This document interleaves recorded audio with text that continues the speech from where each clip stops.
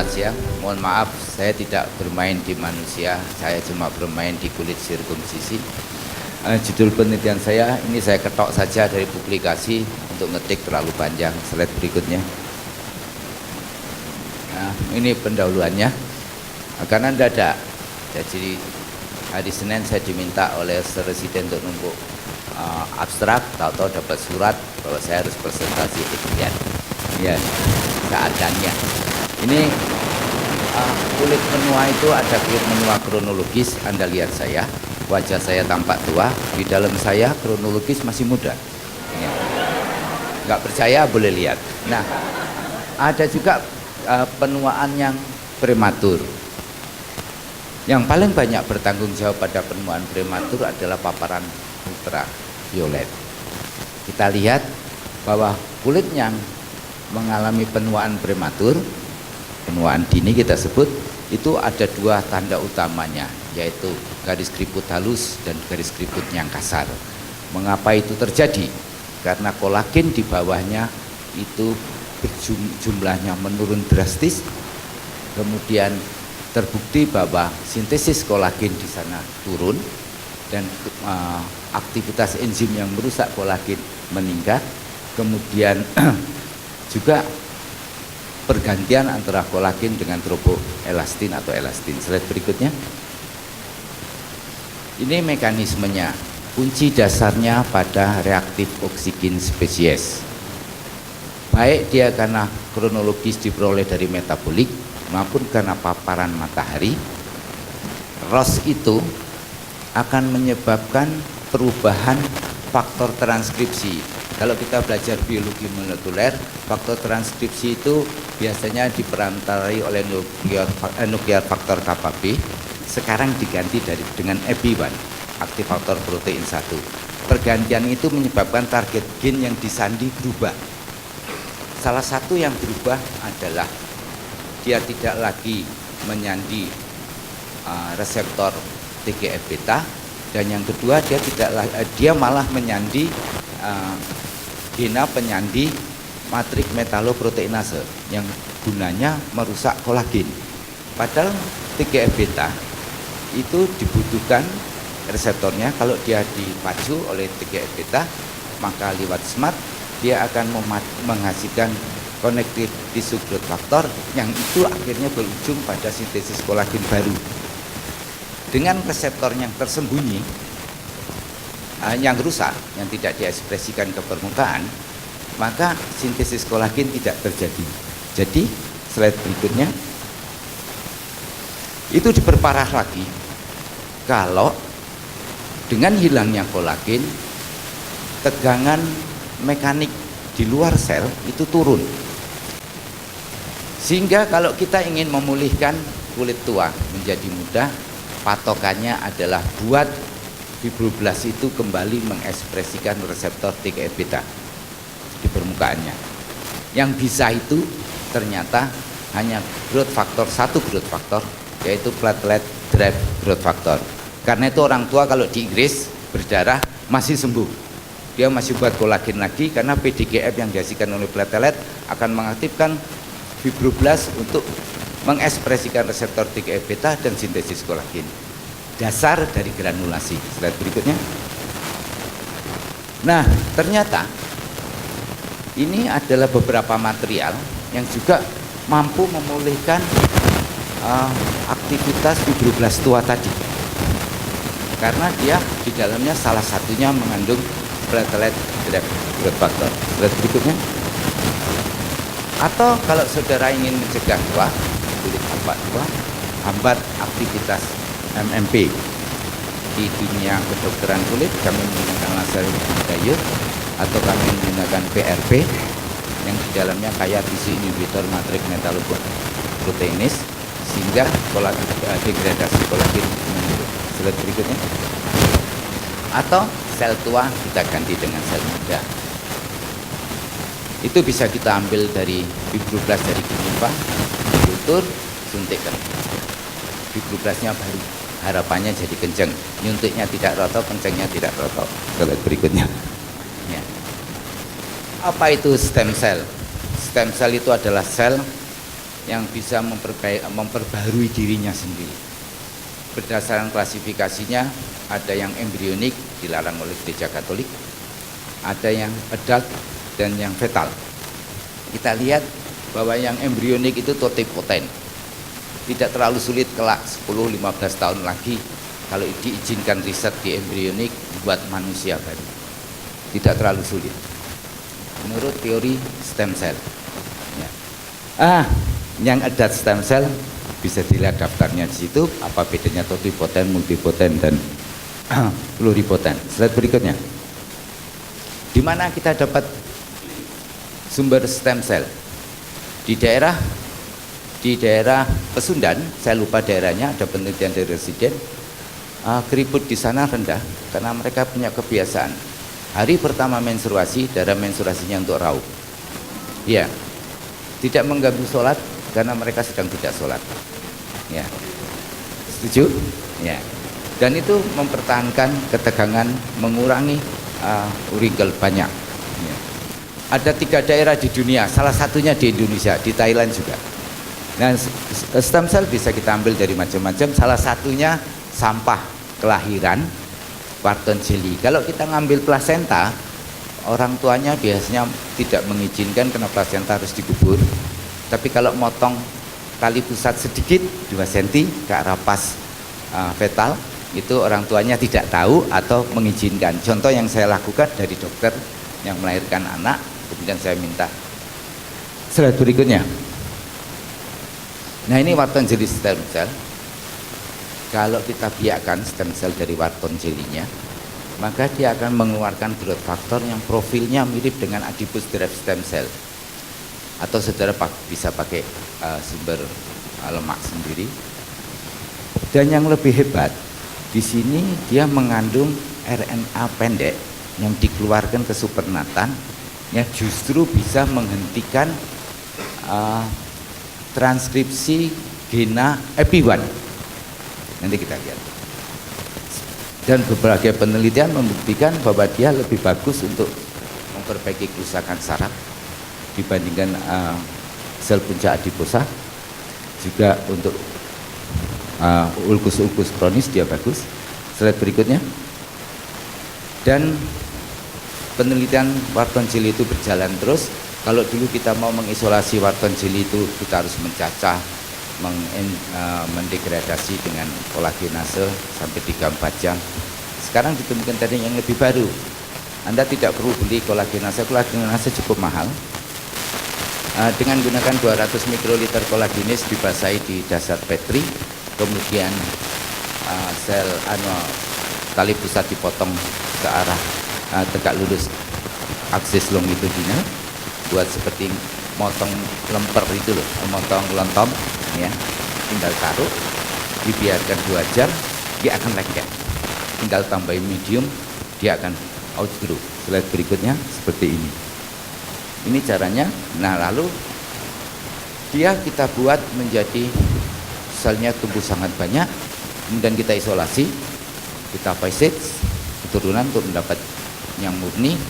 Perlu diketahui dengan teknik ini Wharton jelly stem cell akan tumbuh lebih dominan dibanding dengan Hufek. Hufek itu Wharton jelly stem cell yang diambil dari umbilical cord, vein umbilical cordnya. Itu endothelial cell. Nah, dia akan tumbuh dominan sehingga kita dengan mudah mengharap bahwa pertumbuhan tadi tidak terlalu tercampur oleh Hufek. Nah, kemudian dengan fase sampai keempat kita dapat kumpulan sel yang murni dan kita tanam dengan high density 1 juta per mililiter. Itu dia akan membuat badan spheroid. Orang nyebutnya juga badan embryoid. Bentuknya bulat kayak gini. Nah, waktu inilah dia akan mengeluarkan mikro RNA dan mengeluarkan growth factor. Slide berikutnya. Sehingga pertanyaannya penelitian adalah bagaimana kalau medium yang habis dipakai untuk numbuhkan spheroid bodies tadi saya gunakan untuk memulihkan sel yang saya buat tua dengan penyinaran ultraviolet. Slide berikutnya. Ini materialnya, sumber selnya diambil anak sunat, mudah nyarinya, inform consent. Kalau sedang musim libur mau butuh 200-300 jelek bisa. Kemudian dipisahkan bagian dermis dan bagian epidermis, kemudian dilakukan eksplant, tukul. Sebagian kita sinari dengan ultraviolet A. Ini ditemukan oleh Naru bahwa paparan 3x3 dengan total 10 Joule per cm square ultraviolet A itu sudah cukup memacu fibroblast normal menjadi replicative senescent human dermal fibroblast. Slide berikutnya. Nah, ini tadi umbilical cord, darahnya diperes, dicuci, potong, kita buat badan embryoid atau badan spheroid, kemudian kondisi mediumnya kita ambil. Slide berikutnya. Ini tekniknya sederhana, gampang kan? Slide berikutnya. Lalu yang tua kita kasih obat. Obatnya yang satu itu diambil dari kontrolnya DMMM saja, yang satunya diambil dari Wharton jelly, condition medium 100%, 50%, 25%. Terus kita ukur proliferation rate, collagen deposition, migration rate, dan konsumsi TGF betanya. Slide. Ini cara yang ukur proliferation rate, cara mengukur cellular migrationnya, cara mengukur timbunan kolagennya. Slide berikutnya. Ini cara mengukur TGF, konsumsi TGF betanya. Ini statistiknya. Slide berikutnya. Hasilnya kita lihat bahwa dengan dikasih Wharton jelly stem cell 50%, itu proliferasinya sel menua itu meningkat dibanding kontrol, meskipun tidak mencapai target sama dengan sel yang tidak diapa-apakan, yang tidak dituakan. Slide berikutnya. Ini juga untuk migration rate yang 50% meningkat, tapi sialnya untuk kolagen dia tidak meningkat. Itu mengapa? Mengapa proliferasinya meningkat, migrasinya meningkat, timbulan kolagennya tidak? Coba kita lihat konsumsi TGF betanya. Slide berikutnya. Ternyata konsumsi TGF betanya dia meningkat. Artinya reseptor itu terbuka. Yang tadinya reseptor TGF beta off, sekarang on. Buktinya dia memakai TGF beta dari supernatan lebih banyak. Slide berikutnya. Mengapa ini terjadi? Hal yang sangat mungkin. Slide berikutnya. Ini mengapa dia proliferasinya meningkat. Yang kami duga bahwa short messenger RNA yang dimasukkan, kalau saudara belajar silencing gene, itu ada DNA methylation pada CpG island, kemudian ada ukelan benang DNA pada histon itu, histon deasetilasi. Kemudian yang satunya lagi ada short messenger RNA, itu yang membuat silencing gene. Kami kira, walaupun belum terbukti, bahwa DNA short microRNA yang dihasilkan oleh supernatan ini ngerem AP1 sehingga reseptor TGF betanya terbuka. Slide berikutnya. Tapi ada penelitian lain bahwa dalam medium terkondisi ini juga mengandung PDGF, walaupun jumlahnya tidak setinggi PDGF yang kita peroleh dari misalnya lisat platelet. Slide berikutnya. Nah, profilnya ini memang tadi saya singgung mirip, cuma memang adipose derived stem cell lebih kaya PDGF. Slide berikutnya. Mengapa kolagen gagal? Ternyata penelitian menunjukkan bahwa supernatan dari condition medium Wharton jelly stem cell itu juga menghasilkan MMP2 dan MMP9. MMP2 dan MMP9 itu bersifat gelatinase. Saya takut sisa-sisa gelat kolagen yang disinar ultraviolet waktu perlakuan sebelum di treatment itu berubah jadi gelatin, dan kalau gelatin dirusak oleh gelatinase, degraded gelatinnya ini akan menghambat kolagen sintesis, dan itu sudah dibuktikan oleh Su pada tahun 2012. Slide berikutnya. Konklusinya agaknya bisa dikembangkan ini untuk anti wrinkle, meskipun harus ada banyak pertanyaan. Misalnya short messenger RNA itu sangat peka dengan RNA ase. yang itu ada banyak di keringat. Kalau saudara main RNA selalu diminta pakai sarung tangan, kalau tidak RNA-nya dirusak oleh keringat kita. Nah, bagaimana kalau dia tak buat salep? Nanti kena keringat, RNA yang mau memulihkan keriput rusak. Terima kasih. Oke, terima kasih. Jadi seperti Dr. Widodo, maaf ini slide-nya dengan bahasa Inggris karena mencuplik dari jurnal ya. Jadi seperti di topik di buku abstrak kita itu discover, kemudian kita harus share ya. Mungkin hari ini kita share saja. Jadi tadi udah banyak gambaran-gambaran dari mana tema riset itu ya. Jadi saya mewakili teman-teman. Jadi sejawat saya dari bagian anatomi juga production house. Jadi lokasinya kalau bengkel anatomi itu ya di belakang itu ya. Kemudian production house juga di belakang fakultas itu ya. Jadi topiknya adalah tentang strain gauge, tentang ini. Kita memakai sensor sentuh yang ditanam di dalam model ini uterus, jadi juga ovarium, kemudian dimasukkan ke dalam manekin panggul. Akan digunakan untuk pemeriksaan ginekologi, terutama bimanual examination. Selanjutnya, jadi ini perjalanan riset ini dari sampai pertama adalah dananya dari HPEC terakhir ya. Judulnya kalau itu memang ini risetnya kan banyak. Jadi dulu itu ada uterus dengan mioma, kemudian ada ovarium dengan kista. Ini yang normal ya. Jadi nanti implementasinya pada tahun Skislab tahun 1. Kebetulan ini tahun pertama ya. Interestnya memang saya juga mungkin Bapak Ibu atau ini adik-adik, saya tahunya di Skislab ya. Jadi memang mengembangkan media aja.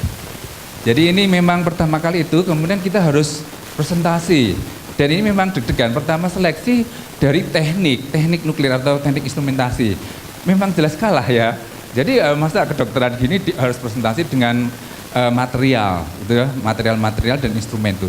Jelas dibanding-bandingkan dengan D3 vokasi, D4 vokasi, S1 teknik, S2 teknik.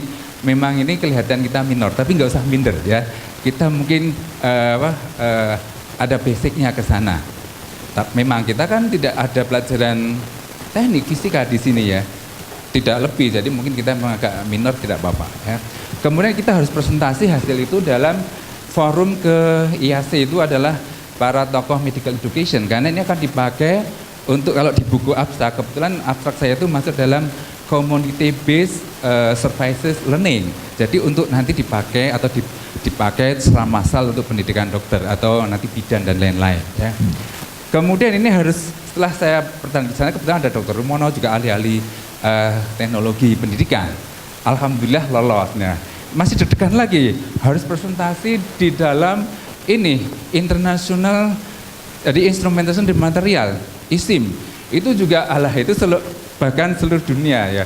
Saya juga deg-degan karena Dr. Mas Roni dari ininya itu ya kadang-kadang yang maju Dr. Santoso saja. Lah saya harus belajar itu instrumentasi, kelistrikan, sirkuit tertutup gimana, ada amplifier, ada LED dan lain-lain. Alhamdulillah lolos. Lalu kita bersaing masuk ke jurnal. Jurnalnya juga jurnal bukan Index Corpus Kedokteran, miliknya MIPA ya, fisik. Jadi ada jurnal Applied Mechanics and Material. Alhamdulillah diterima dulu, submitted-nya 2014 Juni itu ya. Deg-degan juga, ini buru-buru karena harus kalau tahun ini kan ada ini ya, ada hibah-hibah macam-macam. Dulu itu nggak pas, ini pas ini, jadi kita lewat. Jadi memang dananya harus dana negatif ya. Kemudian ini alhamdulillah masuk, lalu paten. Ya, dikejar harus didaftarkan. Nanti ini bisa banyak dijiplak tuh. Nah ini patennya banyak. Jadi ada paten dari bentuknya, paten dari materialnya, ada paten dari penempatannya. Nah ini yang diajukan biar mudah. Dulu itu kan kita juga dulu ada presentasi tentang paten. Ini Bapak Ibu atau nanti adik-adik kalau punya sesuatu harus patenkan ya. Ini memang sudah dapat paten dari hak kekayaan intelektual, tapi yang hanya 7 sensor yang saya tempatkan itu ya. Karena untuk yang lainnya mungkin lain waktu atau mungkin kita dulu itu memang agak tergesa-gesa. Alhamdulillah ini adalah perjuangannya. Jadi ini adalah waktu masuk harus transfer, paten harus ngisi belangko dan lain-lain. Alhamdulillah dibantu fakultas untuk patennya ya. Selanjutnya ini topiknya ya. Jadi ini dasarnya memang seperti tadi background itu harus berlatar belakang komunitas, kepentingan. Jadi gini, sebetulnya kita itu di Skills Lab kita itu bahan-bahannya untuk praktek itu dari luar negeri semua. Juga di Indonesia, apalagi sekarang harus ada PBL di Fakultas Kedokteran, manekinnya itu nggak ada yang lokal material buatan sendiri ya. Nah itu ada inisiatif, makanya sekarang berlomba-lomba banyak, baik dari non medis juga mengadakan inovasi-inovasi untuk membentuk bahan-bahan yang bisa dipakai untuk pendidikan atau yang lainnya ya dari sumber-sumber kita. Nah kita sudah dibimbing ya dari Belanda dulu ya. P. Bartholomeus, tapi kita memang nggak berhasil, kurang tough gitu. Jadi kurang, memang dosen kita siapa yang mau penelitian seperti ini ya kalau nggak rela berkorban ya. Jadi ini memang harus ada agak di luar mainstream gitu ya. Tadi kan riset tentang gizi, udah biomolekuler, ini ada apa saudara yang juga berminat seperti ini. Mungkin nanti setelah ada PKM itu banyak yang ini menemukan ada yang getaran pada punggung untuk menghilangkan back pain dan lain-lain. Ini salah satu untuk kegunaan pelatihan kita di lab juga ujian. Lah masalah gini, manekin sekarang itu nggak bisa merespon kita. Apakah saudara sudah benar menyentuh itu? Lah kan nggak ada yang ngabari, apalagi ada di dalam ini vagina itu ya, ada uterus di dalam. Lah nyentuhnya gimana kalau nggak ada respon? Makanya kita pakai sensor, ada lampunya kalau betul ya. Nanti kok kurang betul, lampunya tuh nggak hidup, terangnya gitu ya. Selanjutnya, jadi backgroundnya seperti itu ya. Jadi ada background, ada masalah, lalu kita ingin yang lebih. Gunanya untuk apa? Menarik motivasi. Juga kalau nanti ujian, dosennya itu bisa tahu apakah adik sudah memegang uterus. Sudah dok, buktinya apa? Kan nggak tahu kan di dalam sana. Nah, kalau ada lampunya kan, oh benar adik sudah lampunya hidup. Seperti itu. Resusitasi itu kan dosennya lihat ya, dalamnya jantung sudah seberapa ya. Selanjutnya ya. Kemudian metodenya kita memang pertama harus membuat manekin tersebut. Nah kita pertama ya membuat manekin pelvis itu dengan kip, dibikin kotak, lalu kita ukir ya, kita ukir karena handcraft ini ya. Kemudian disesuaikan ukurannya ukuran kita, bukan ukuran luar negeri ya. Jadi pelvisnya itu lingkarannya 79 yang belum obes ya. Jadi ini lingkar pinggang itu penting, makanya saya juga ini agak langsing ya, supaya nanti ya. Nah, jadi ini sesuaikan dengan Indonesia ya. Jadi ukuran-ukuran juga organ-organnya. Jadi ini kita membentuk cetakan dulu dari gips, setelah itu nanti bikin dengan latex ya. Itu dibikin cetakan. Jadi ada untuk yang luar, dalam, organ dalam. Ukurannya seperti ukuran kita. Selanjutnya. Nah ini lalu sensor. Nah ini kalau manekin itu dibuat di anatomi, kalau sensornya di bagian production house. Jadi nanti adik-adik kalau ingin berhubungan dengan ini instrumentasi, kita difasilitasi dengan teknik itu ada di production house. Jadi alat-alat itu ada. Jadi kita memang ini bahan-bahannya sebenarnya hanya beli ya, kita rangkai. Jadi nanti kita punya sensor sentuh dia. Kemudian nanti selanjutnya, nah ini, wah ini saya belajar dulu nih. Kebetulan kakak saya adalah teknik listrik, jadi lalu membongkar buku-buku itu ya, jadi membuat buku sama konsultasi. Iya, karena saya harus bertahan apakah bagaimana sirkuitnya. Nah ternyata pada waktu presentasi di instrumentasi itu dia sudah familiar. Bahkan ini sederhana sekali, buat lebih canggih lagi pakai ini. Lah belum, ini kan prototip. Jadi ini prototip yang akan dikembangkan mungkin nanti ya selanjutnya. Jadi ini ada sensornya, kemudian ada amplifiernya, ada mereknya, kemudian ada prosesornya seperti komputer ya, ada prosesornya, kemudian ada tampilannya LED-nya.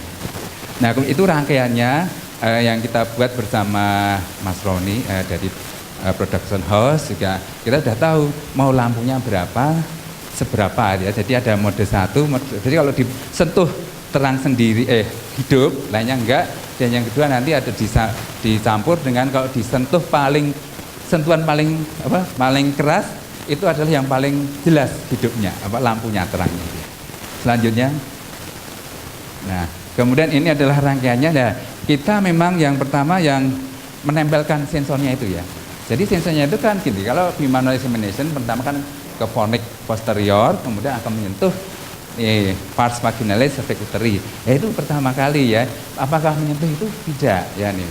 Kemudian di ukuran uterus kanan kiri, kemudian kita akan menambahkan karena ovarium itu normal tidak teraba. Tapi mungkin dia bilang, aku meraba ovarium. Loh, itu berarti keliru ya. Harusnya enggak hidup ya. Makanya kita menambahkan ovarium di sana ya. Diletakkan memang ukurannya sudah di luar jangkauan. Kecuali nanti kalau ada yang prototip kedua adalah kista ovarium yang ada nyerinya besar, itu bisa ya. Jadi tapi ini sudah berbeda ini ya, manekin ya. Jadi ini yang kita patenkan adalah menerapkan sensor-sensor ini ya.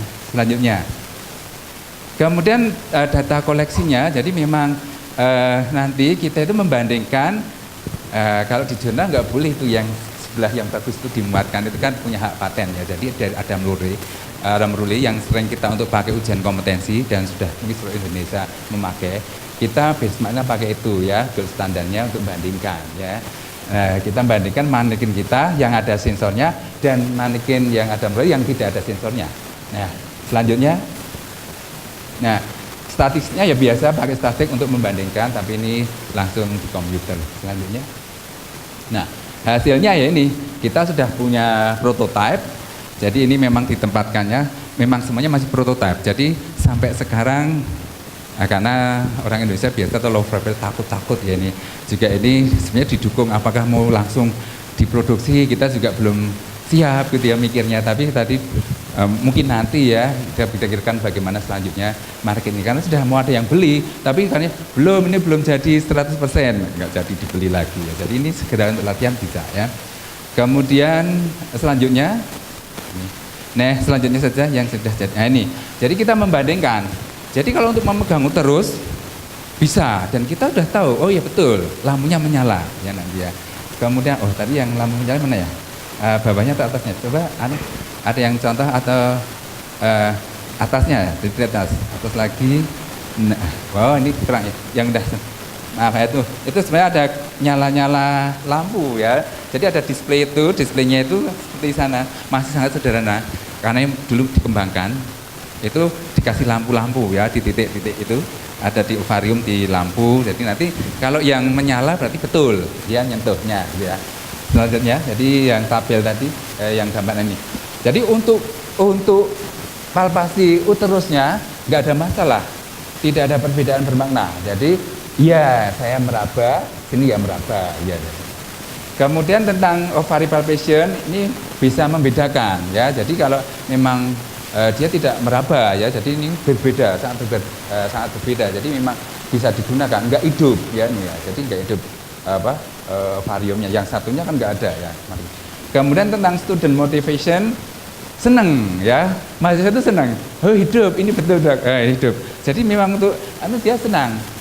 Tapi memang gini, nanti itu katanya sensor itu labil, karena itu kan ditonjok berkali-kali ya. Jadi ini harus nanamnya itu kuat sekali memang. Nah, itu salah satu mungkin belum banyak dikembangkan karena itu tadi ya, letaknya juga banyak anatomis yang belum ke sana juga ya.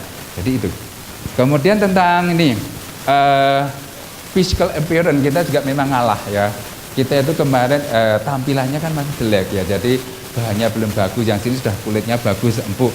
Nah, kita otomatis jelas kalah. Student juga itu, dok ini masih jelek dok. Nah, kita kritik ya jelas kita kalah, ingin memperbaiki dengan selanjutnya. Selanjutnya, diskusinya memang manekin itu kita bisa, yang kita prototip kita buat itu memang bisa ya, bisa untuk latihan ya, latihan untuk pemeriksaan bimanual examination setelah menentukan uterus, kemudian juga ada ke ovarium, kemudian ukuran ya. Selanjutnya nih motivasi memang penting. Jadi mahasiswa itu kalau bonekanya bagus, apalagi ada lampunya, dia nggak usah ada instruktur, tahu ini aku betul menyentuh, melakukan, itu senang ya. Dari info konsen dan dari wawancara juga kuesioner dia senang ya. Selanjutnya nih kita simpulkan bahwa kita sudah bisa membuat prototipe ini ya, dan ini memang meskipun seluruhnya belum kita patenkan, tapi yang paling penting penanaman itu ya, karena itu belum ada ya. Jadi penanaman sensor sentuh itu memang belum ada. Jadi kita patenkan. Kemudian kita memang menyadari material itu memang harus diriset. Dan itu kita sebenarnya sudah punya SOP tempat kita, dan itu memang susah nyampur resin. Jumlahnya berapa itu memang harus dicoba berkali-kali. Nah itu resep perusahaan. Jadi memang nggak ditulis di sini karena itu nggak boleh ya belum. Kemudian terakhir memang ini prototip ini bisa menggugah motivasi, tapi dari penampilan memang kita harus tingkatkan. Dan saya harap mungkin adik-adik yang PKM itu jangan bersedih hati kalau masih karyanya itu masih simple, sebenarnya itu sudah berharga ya. Dan nanti harusnya dipublikasikan juga di hak kekayaan didaftarkan ya. Mungkin sementara ini kita juga dibantu fakultas, mungkin tahun-tahun mendatang ini para stakeholder di sini juga membantu tentang hak paten tersebut.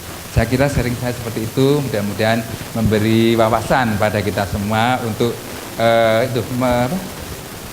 greteh atau cermat ya dengan ide-ide kita, apapun bisa diidekan. Kemudian untuk jurnal kita memang harus tough karena presentasi itu harus dilalui untuk mutu tulisan kita ya. Terima kasih. Assalamualaikum warahmatullahi wabarakatuh. Nah sekarang alat ini sedang difasilitasi. Jadi UGM itu memiliki namanya Direktorat Pengembangan Usaha dan Inkubasi. Jadi ini untuk hasil-hasil penelitian yang sudah siap akan dihilirisasi. Ini kemudian kita dibantu oleh UGM ketika kita harus berhubungan dengan pihak-pihak industri, dan itu tentunya melampaui sebuah proses yang cukup panjang. Jadi untuk contoh tadi saat ini kemudian sudah dibuatkan semacam startup company. Jadi ada lokasinya di dekat Mirota Kampus itu. Di sana sehingga akhirnya nanti akan diproduksi. Contoh yang lain adalah Vipishan yang dihasilkan oleh Dr. P. Sudiarto, itu juga sudah masuk dalam proses, dan harapannya sebetulnya ke depan akan lebih banyak lagi hasil-hasil penelitian yang diperoleh. Nah sebetulnya penelitian dari adik-adik yang di S1 pun sebetulnya banyak yang potensial, akan tetapi memang sayangnya kalau sudah selesai penelitian kan lalu mungkin sudah tidak di Jogja lagi ya. Ini kita sedang mencari sistemnya bagaimana yang tadinya ide-ide yang mungkin dikembangkan oleh dosen bersama-sama dengan mahasiswa S1, S2 ini bisa diterus dikembangkan sampai dengan berakhir pada hilirisasi.